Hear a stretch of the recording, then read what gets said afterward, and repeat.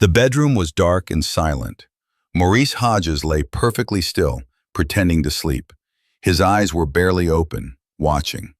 At exactly 4:47 a.m., just like every morning for the past 3 months, his wife Jennifer slowly slid out of bed. She moved carefully, like someone walking on glass.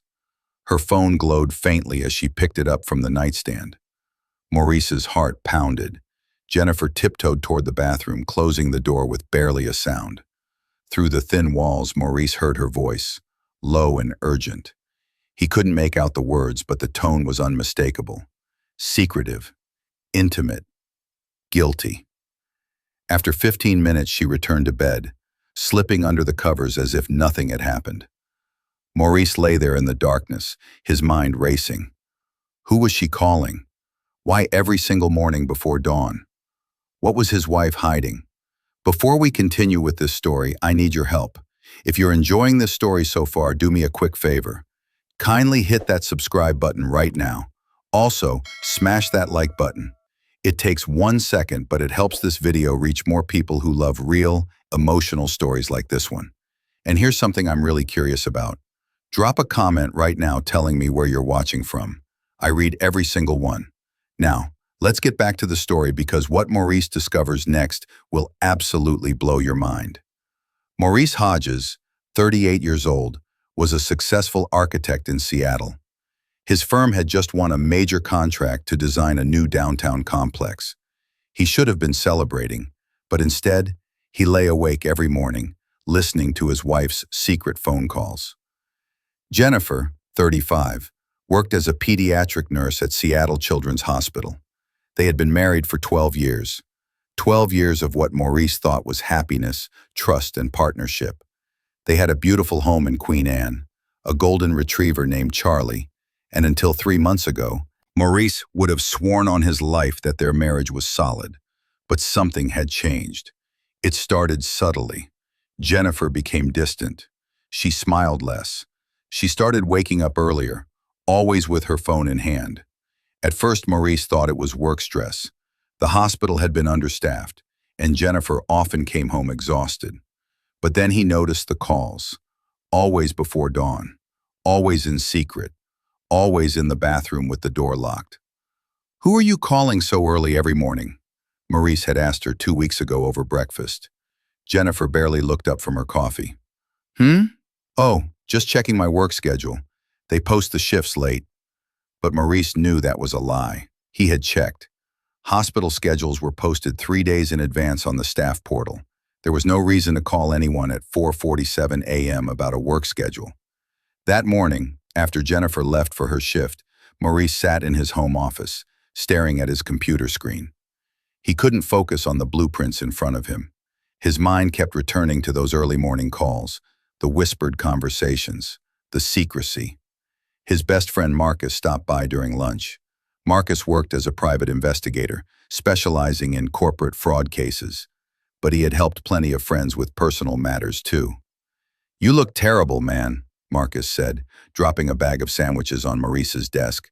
"What's going on?" Maurice hesitated. Saying it out loud would make it real, but he needed help. "I think Jennifer is having an affair." Marcus stopped mid-bite. "What? Jennifer? No way. You two are like the perfect couple." "She's been waking up before dawn every single morning for 3 months, Maurice said quietly. "She goes to the bathroom and makes a phone call. 15 minutes. Same time every day. 4:47 a.m. Marcus set down his sandwich. "Have you asked her about it?" "She lied to me. Said it was work-related." "Maybe it is. At 4:47 a.m.? Every single day?" Maurice shook his head. "Something's wrong, Marcus. I can feel it." Marcus leaned back in his chair thinking. "Do you want to know for sure?" "I need to know." "Then let me help you. We can track the number. See who she's calling." Maurice felt his stomach twist. This was crossing a line, invading his wife's privacy. But what choice did he have?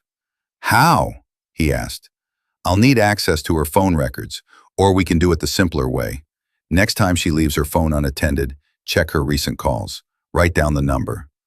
Maurice nodded slowly. "Okay." That evening, Jennifer came home at 7 p.m. She looked exhausted, her scrubs wrinkled, her hair pulled back in a messy bun. "Rough day?" Maurice asked, trying to sound normal. "Long day," she replied, dropping her bag by the door. "Lost a patient this morning. 5-year-old boy, leukemia." Maurice's heart softened. "I'm sorry, Jen." She nodded, her eyes distant. "I'm going to take a shower." While Jennifer was in the bathroom, Maurice heard the water running. Her phone sat on the kitchen counter, charging. His hands trembled as he picked it up. No passcode. She had never felt the need to hide anything from him before. He opened her recent calls. His breath caught in his throat. The same number appeared every morning at 4:47 a.m. for the past 3 months. Sometimes the calls lasted 15 minutes, sometimes 20, always before dawn. Maurice quickly wrote down the number on a piece of paper and put the phone back exactly where he found it. Later that night, Marcus called him back. "Give me the number." Maurice read it out. "Give me 24 hours, Marcus said. "I'll find out who it belongs to." Maurice barely slept that night. He lay beside Jennifer, watching her sleep, wondering who she was calling. Wondering if the woman he loved, the woman he had built a life with, was betraying him. At 4:47 a.m., Jennifer stirred. Maurice closed his eyes, pretending to sleep. She slipped out of bed, grabbed her phone, and disappeared into the bathroom. Through the door, he heard her voice, soft, gentle, almost tender. "Hi," she whispered. "I know, I miss you too. Yes, every day. I promise, I won't let you down." Maurice's heart shattered. The next evening, Marcus showed up at Maurice's office with a folder. His expression was serious. "I found out who owns the number," Marcus said, sitting down. Maurice's hands were sweating. "Who?" Marcus opened the folder and pulled out a document. "The number is registered to Westlake Rehabilitation Center." Maurice blinked. "A rehab center?" "Yeah, it's about 30 miles outside Seattle. I did some digging. Your wife has been calling the same extension every morning for 3 months." "Why would she be calling a rehab center?" Marcus hesitated. "I don't know, man, but I found something else. Jennifer made a large bank withdrawal 3 months ago. $15,000. Maurice felt the room spin. $15,000? From your joint savings account. "She never told me." "I know." Marcus looked uncomfortable. "Look, Maurice, I don't want to jump to conclusions, but this doesn't look good. Secret calls, large withdrawals. Something's going on."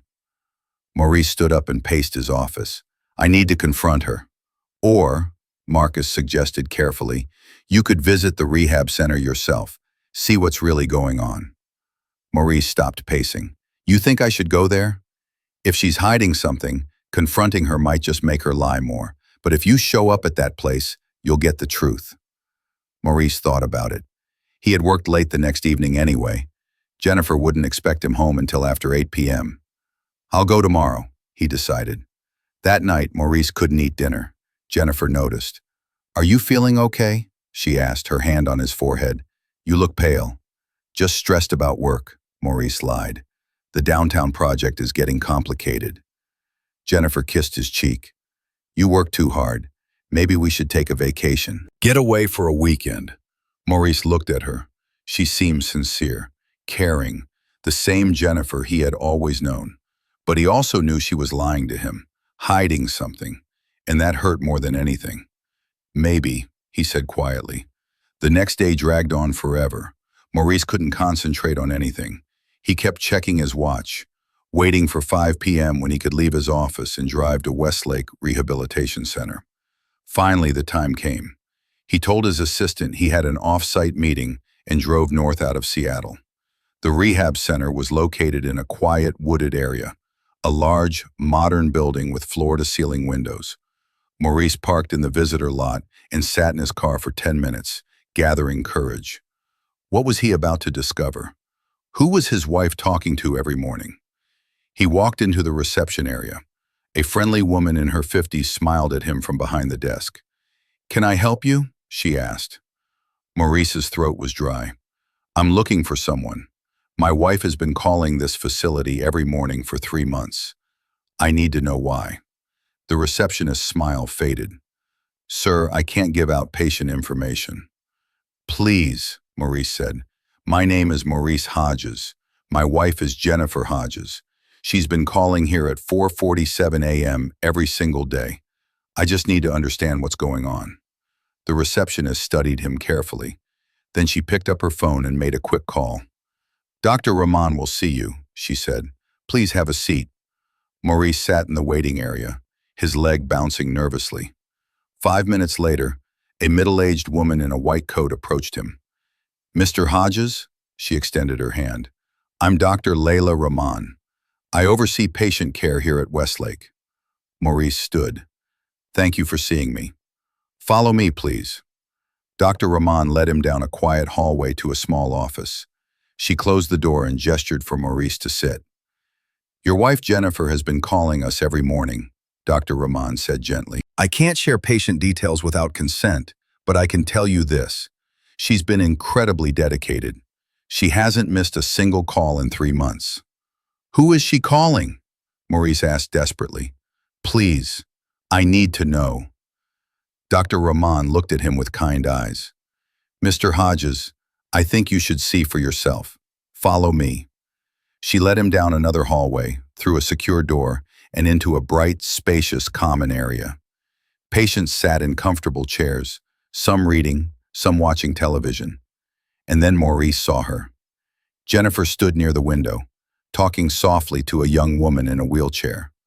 The woman looked fragile, painfully thin, with hollow eyes and trembling hands. That's Emma Rodriguez, Dr. Rahman said quietly. She's been a patient here for 4 months. Severe eating disorder and depression. When she arrived, she wouldn't speak to anyone, wouldn't eat, wouldn't engage in any therapy. Maurice watched his wife gently hold the young woman's hand. Your wife started calling her every morning before work, Dr. Rahman continued. Emma told us she needed someone to check on her first thing in the morning, someone to remind her that she mattered, that she had a reason to live another day. Maurice felt his legs go weak. I don't understand. Emma was one of your wife's patients at Seattle Children's Hospital 3 years ago, Dr. Rahman explained. Jennifer saved her life when Emma was 13. They stayed in touch. When Emma relapsed into her eating disorder and attempted suicide 4 months ago, she called your wife. Jennifer promised she would call her every single morning at dawn. A daily reminder that someone cared. Maurice's eyes filled with tears. The money? Your wife paid for Emma's treatment here. $15,000. Emma's family couldn't afford it. Maurice couldn't speak. He watched Jennifer laugh at something Emma said, saw the way the young woman's face lit up. Your wife is remarkable, Dr. Rahman said. She saved Emma's life twice, once as a nurse and once as a friend who refused to give up on her. Maurice wiped his eyes. Why didn't she tell me? Perhaps you should ask her that yourself. Maurice stood frozen in the doorway watching his wife with Emma. His chest felt tight, a mixture of relief, shame, and overwhelming emotion washing over him. All those mornings he had lain awake in suspicion, imagining betrayal, when Jennifer had been doing something beautiful, something selfless. Dr. Rahman touched his arm gently. Would you like to speak with your wife? Maurice nodded, unable to find words. Dr. Rahman walked over to Jennifer and whispered something in her ear. Jennifer looked up, her eyes widening in shock when she saw Maurice standing there. She quickly said something to Emma, squeezed her hand, then walked toward her husband. Her expression was unreadable. Surprise, concern, maybe even fear. Maurice, she said, her voice uncertain. What are you doing here? Can we talk? He asked quietly. Somewhere private? Jennifer nodded. They walked back to Dr. Rahman's office. Once inside with the door closed, silence hung between them like a heavy curtain. Jennifer spoke first. How did you find this place? Maurice felt shame burn through him. I tracked the phone number you've been calling every morning. You track my calls? Jennifer's voice was soft, but there was hurt in it. I thought... Maurice stopped, unable to finish the sentence. You thought I was having an affair, Jennifer said, not as a question but as a statement. Yes. Jennifer sat down slowly, her shoulders sagging. For 3 months you thought I was cheating on you, and you didn't say anything. I asked you once. You lied to me. You said it was about work schedules. Because I couldn't tell you the truth, Jennifer said, her voice breaking. Not about this. Why not? Maurice sat across from her. Jen, you paid $15,000 from our savings. You've been waking up at dawn every single day. Why couldn't you tell me? Tears filled Jennifer's eyes. Because I was ashamed. Ashamed of helping someone? Ashamed of failing, Jennifer said. Maurice, Emma was my patient 3 years ago. She was 13 years old, suffering from anorexia. I worked with her for 6 months. We built a relationship. I thought she was better. I thought I had helped her heal. Maurice listened as Jennifer wiped her tears. 3 years later, she tried to kill herself, Jennifer continued. She called me from the hospital, barely able to speak. She said she had failed everyone. Her parents, her therapists, me. I couldn't sleep that night, Maurice. I kept thinking, if I had done more, if I had stayed in touch, maybe she wouldn't have relapsed. That's not your fault, Maurice said. But it felt like it, Jennifer said. When Emma got discharged from the hospital, she asked me if I could call her every morning. She said mornings were the hardest. That's when the dark thoughts came. She needed someone to remind her that she had a reason to wake up. Maurice felt his throat tighten. I promised her I would call every single morning, Jennifer said, no matter what. But I knew her family couldn't afford proper treatment. They were struggling to pay rent. So I used our savings to get her into this facility. You should have told me, Maurice said. I would have understood. I would have helped. Jennifer shook her head. You've been so stressed with the downtown project. Your firm is counting on you. I didn't want to burden you with my problems. Your problems? Maurice stood up. Jen, we're married. Your problems are my problems. Your burdens are my burdens. I know, Jennifer whispered, but I felt like I had to do this on my own, like it was my responsibility to fix what I thought I had broken. Maurice knelt in front of his wife and took her hands. You didn't break anything. You're saving a life. You're doing something incredible. But I spent 3 months thinking you were betraying me. I couldn't sleep. I couldn't focus. I was destroying myself with suspicion. I'm sorry, Jennifer said, fresh tears falling. I'm so sorry. I should have trusted you enough to share this. And I should have trusted you enough to just ask directly, Maurice admitted.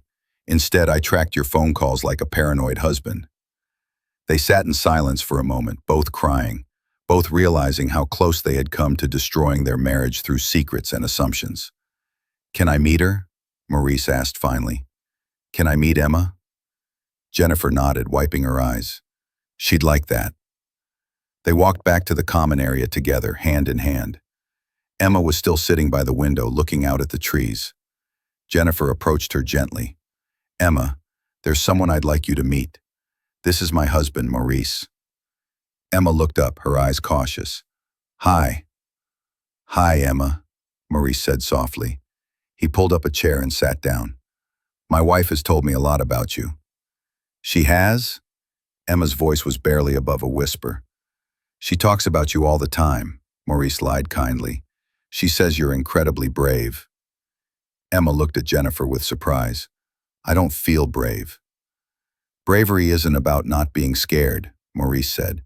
It's about fighting even when you're terrified. Jennifer told me you get up every morning and fight. That takes real courage. Emma's eyes filled with tears. Some mornings I don't want to get up. I know, Maurice said. That's why Jennifer calls you, to remind you that you're not alone. She saved my life, Emma whispered. Twice. Maurice looked at his wife. She's good at that. Over the next hour, Maurice sat with Jennifer and Emma. He learned about Emma's struggles, her loving but overwhelmed parents, her younger brother who didn't understand why his sister was so sad, her dreams of becoming an art teacher someday. I want to paint again, Emma said softly. I used to paint all the time before I got sick. Landscapes mostly, but I haven't picked up a brush in over a year. Why not? Maurice asked. Emma shrugged. I don't know. I guess I felt like I didn't deserve to do things I loved. Maurice glanced at Jennifer, then back at Emma. Would you like art supplies? I could bring some next time I visit. Emma looked up, hope flickering in her eyes. You do that? Of course, Maurice said. Everyone deserves to do things they love, Emma, especially when they're fighting as hard as you are. When visiting hours ended, Maurice and Jennifer said goodbye to Emma and walked to the parking lot together. The sun was setting, painting the sky in shades of orange and pink. "I'm sorry I didn't tell you," Jennifer said again. "I'm sorry I didn't trust you," Maurice replied. "These past 3 months I've been so focused on what I thought you were hiding that I forgot who you really are." "Who am I?" Jennifer asked with a small smile. "Someone who cares so deeply about people that she'll sacrifice sleep, money, and peace of mind to save them," Maurice said. "You're the reason I fell in love with you 12 years ago, and you're the reason I love you even more today."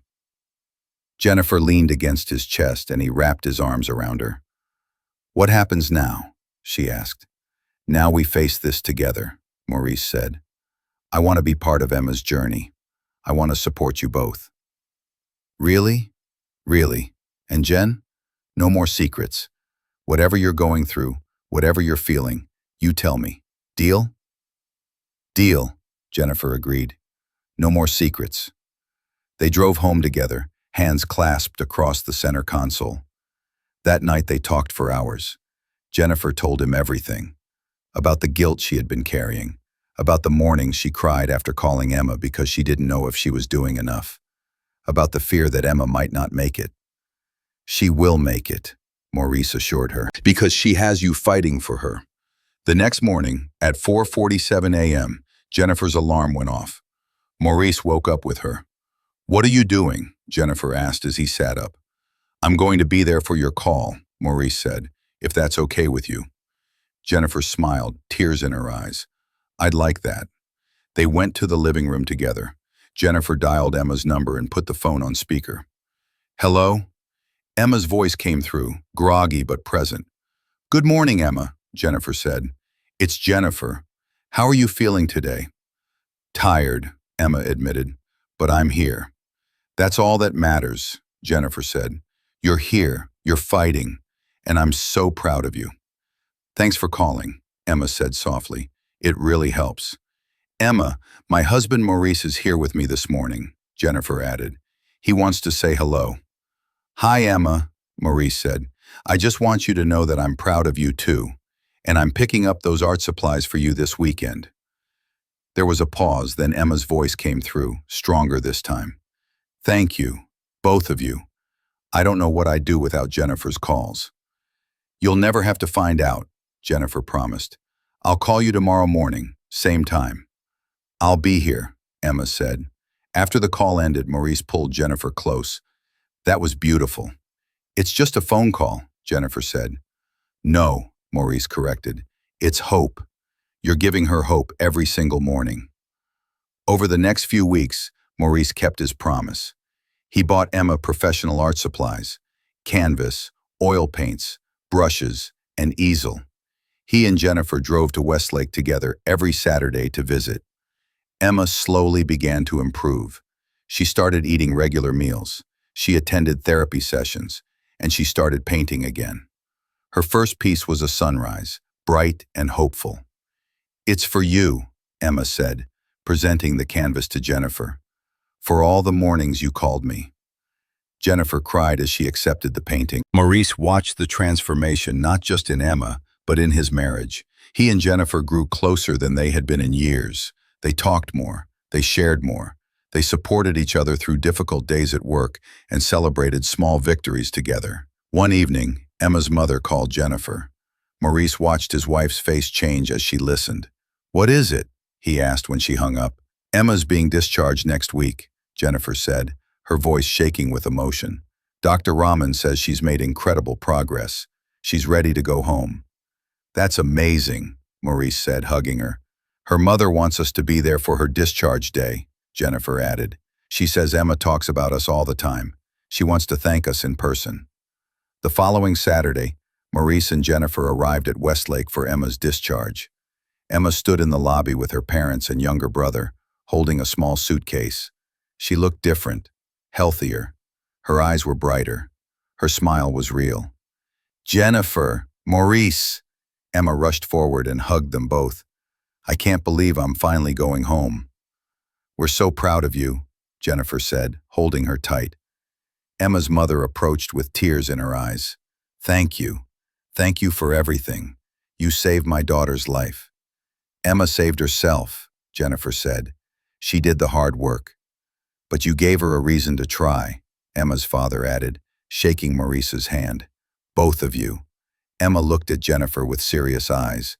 Will you still call me? In the mornings? Every single day, Jennifer promised. As long as you need me to. Forever then, Emma said with a small laugh. As they said goodbye and watched Emma leave with her family, Maurice put his arm around his wife's shoulders. You did it, he said quietly. You saved her. We did it, Jennifer corrected. Together. That night, as they lay in bed, Maurice thought about the past few months, the suspicion, the pain, the revelation, the healing. Jen, he said softly, yeah? I'm sorry I ever doubted you. I'm sorry I let fear make me suspicious instead of just trusting the woman I married. Jennifer turned to face him in the darkness. And I'm sorry I shut you out. I was so afraid of being judged for my failure that I forgot you're my partner, not my judge. We both made mistakes, Maurice said, but we found our way back. Stronger than before, Jennifer added. Stronger than before, Maurice agreed. At 4:47 a.m., Jennifer's alarm went off. Maurice woke up beside her, just like he had every morning since discovering the truth. Good morning, he whispered. Good morning, Jennifer replied, reaching for her phone. Together they called Emma, and together they started another day built on trust, love, and the reminder that the strongest marriages aren't those without secrets. They're the ones where secrets are replaced with truth, and suspicion is replaced with support. 6 months passed. Life settled into a new rhythm for Maurice and Jennifer. Every morning at 4:47 a.m., they woke up together for Jennifer's call to Emma.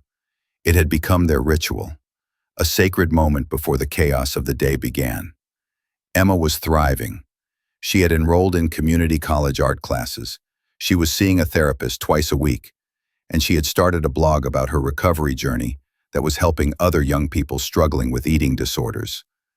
You need to see Emma's latest post, Jennifer said one Saturday morning, scrolling through her phone at breakfast. Maurice leaned over to look. Emma had written about hope, about the phone calls that saved her life, about the nurse who refused to give up on her. She's incredible, Maurice said. Look at how far she's come. I'm so proud of her, Jennifer replied, wiping happy tears from her eyes. That afternoon they drove to Emma's house for lunch. Emma's mother, Maria, had insisted on cooking for them. It's the least we can do, she had said on the phone. When they arrived, Emma greeted them at the door wearing paint-stained jeans and a bright smile. Come in. Mom's been cooking all morning. The house smelled amazing. Rice, beans, plantains, and chicken. Emma's younger brother, Miguel, was setting the table. Jennifer, Maurice. Maria rushed from the kitchen and hugged them both. Thank you for coming. Thank you for inviting us, Maurice said. During lunch, Emma's father, Carlos, told stories about Emma's childhood, about how she used to paint on any surface she could find. Walls, newspapers, even her school uniform once. I should have known she'd become an artist, Carlos laughed. She couldn't help creating beauty everywhere she went. Emma blushed. Dad, stop. It's true, Miguel added, his mouth full of rice. You once painted our dog green because you said he looked too boring. Everyone laughed. Maurice watched Jennifer's face light up with joy. This was what she had fought for. This laughter, this normalcy, this family healing together. After lunch, Emma pulled Jennifer and Maurice aside. I have something to show you. She led them to what used to be a storage room. Now it was a small art studio. Paintings covered the walls. Sunrises, forests, portraits, abstract pieces bursting with color. This is amazing, Maurice said, walking around the room. I've been painting every day, Emma explained. Dr. Rahman said having a creative outlet helps with my recovery, and she was right. When I paint, the dark thoughts go quiet. Jennifer stood in front of a particular painting. It showed a woman standing on a cliff at sunrise, her arms spread wide, face turned toward the light. That's you, Emma said softly, coming to stand beside Jennifer. That's how I see you, bringing light into darkness. Jennifer couldn't speak. She just hugged Emma tight. I'm applying to art school, Emma announced. Portland Institute of Art. It's always been my dream.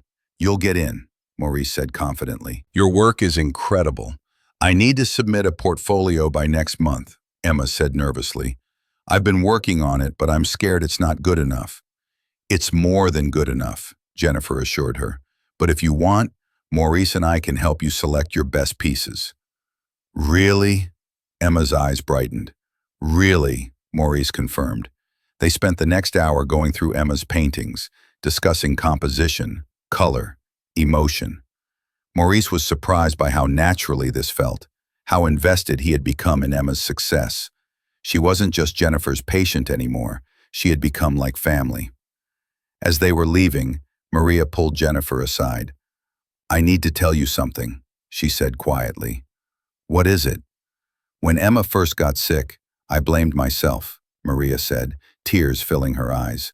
I kept asking what I did wrong as a mother. Why couldn't I protect her? Why couldn't I fix her? Jennifer took Maria's hand. None of this was your fault. I know that now, Maria said, but back then I was drowning in guilt. And then you came into our lives. You showed me that sometimes the best thing a mother can do is accept help. You taught me that love isn't about fixing everything. It's about standing beside someone while they heal themselves. You're an amazing mother, Jennifer said. Emma is lucky to have you. And she's lucky to have you, Maria replied. You're her angel. When Maurice and Jennifer got in the car to drive home, they sat in comfortable silence for a while. That was a good day, Maurice said finally. The best, Jennifer agreed. You know what I realized today? Maurice said, glancing at his wife. That morning when I tracked your phone number, I thought I was going to discover something that would destroy our marriage. Instead, I discovered what makes our marriage worth fighting for. What's that? Jennifer asked. Your heart, Maurice said simply. Your capacity to love people who have nothing to give you in return. Your willingness to sacrifice your comfort for someone else's survival. That's who you are, Jen, and I'm sorry I ever doubted it. Jennifer reached over and squeezed his hand. These past few months have changed me too. I realized I was so afraid of appearing weak or failing that I shut out the person who loves me most. I won't make that mistake again. Good, Maurice said, because I want to be part of everything. The struggles, the victories, the 4:47 a.m. phone calls, all of it. 2 weeks later, Emma called them with news. I got into Portland Institute of Art. Jennifer screamed with joy. Maurice heard the excitement through the phone and started laughing. Congratulations, Emma, Jennifer said. I knew you would. I couldn't have done it without you two, Emma said, her voice shaking with emotion. My acceptance letter literally said my portfolio showed raw emotional depth and authentic vulnerability. That's because you helped me find myself again. When do classes start? Maurice asked. Next fall, but there's one problem. What problem? I don't have enough money for tuition and housing, Emma said quietly. My parents are already stretching to help me, but it's expensive. I might have to defer for a year and work. Jennifer and Maurice looked at each other. Emma, Maurice said, let us worry about that. What? No, I can't ask you to. You're not asking, Jennifer interrupted gently. We're offering. You focus on your art. We'll help with the finances. But you've already done so much. And we'll do more, Maurice said firmly, because that's what family does. Emma went silent on the other end. Then they heard her crying. Thank you so much. After the call ended, Jennifer looked at Maurice. Are you sure about this? Art school isn't cheap. I've never been more sure of anything, Maurice replied. Besides, that downtown project came through. We got a substantial bonus. What better way to spend it than investing in someone's future? Jennifer kissed him. I love you so much. I love you too. The months flew by. Summer arrived. Emma continued to thrive. Her blog had gained a following, and she started speaking at high schools about eating disorder awareness and recovery. One Saturday, Emma invited Maurice and Jennifer to one of her speaking events at a local high school. They sat in the back of the auditorium and watched Emma stand on stage in front of 300 teenagers. 3 years ago, I tried to kill myself, Emma said, her voice clear and strong. I was drowning in my own mind, and I didn't think anyone cared if I lived or died. But there was one person who refused to let me go. A nurse named Jennifer, who promised to call me every single morning at dawn to remind me that I mattered. Maurice watched teenagers lean forward in their seats, completely engaged. For months, I heard her voice every morning, Emma continued. Some days I didn't want to answer. Some days I was angry that she kept calling because it meant I had to face another day. But she never stopped. She never gave up on me. And slowly, those daily calls became something I looked forward to. They became my lifeline. Emma paused, scanning the audience. If you're struggling right now, I want you to know something. You don't have to fight alone. Asking for help isn't weakness, it's courage. And somewhere out there is someone who will answer your call, just like Jennifer answered mine. The auditorium erupted in applause. Several students were crying. Teachers stood up. Emma looked directly at Jennifer in the back row and smiled. After the event, teenagers crowded around Emma, asking questions, sharing their own stories, asking for advice. Maurice and Jennifer watched from a distance. "Look at her," Jennifer whispered. "She's not just surviving anymore. She's living. She's helping others." "You did that," Maurice said. "Your phone calls created this moment." "We did that," Jennifer corrected. "You supported me. You helped me carry this. We saved her together." A young girl, maybe 15 years old, approached them nervously. "Excuse me, are you Jennifer?" Jennifer nodded. "Yes, I am." "Emma talks about you all the time," the girl said. "I just wanted to say thank you. I've been struggling with depression, and hearing Emma's story gave me hope. Knowing that someone cared enough to call her every single day, it made me think maybe I'm worth caring about too." Jennifer knelt down to the girl's eye level. "What's your name?" "Ashley." "Ashley, you are absolutely worth caring about," Jennifer said firmly. "You matter. Your life has value. And if you ever need someone to talk to, I want you to have my number." Jennifer pulled out a card with her phone number and the suicide prevention hotline. "Call me anytime. I mean it." Ashley clutched the card like it was made of gold. "Thank you." As they drove home that evening, Maurice was quiet. "What are you thinking about?" Jennifer asked.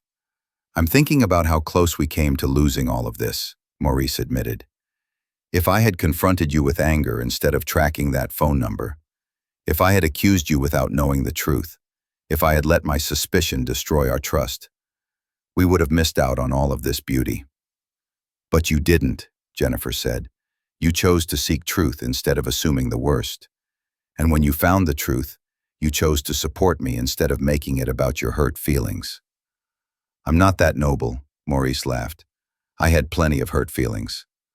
"I know, but you put them aside when it mattered most. That's love, Maurice. Real love. Not the fairy tale kind that never faces problems, but the kind that fights through problems together." When they got home, Maurice had an idea. "Jen, what if we did more?" "More? Emma's blog reaches thousands of people now. What if we created a foundation? Something to help young people struggling with mental health issues. We could provide resources, therapy funding, crisis support." Jennifer's eyes widened. That's a beautiful idea, but it would require a lot of work, a lot of money." "We have money," Maurice said, "and we have time. We have Emma's story. We have connections. What if we turned your daily phone calls into something bigger, something that could save more lives?" Jennifer sat down slowly, overwhelmed. "You'd really want to do that?" "I don't just want to, I need to," Maurice said passionately. "These past months changed me, Jen.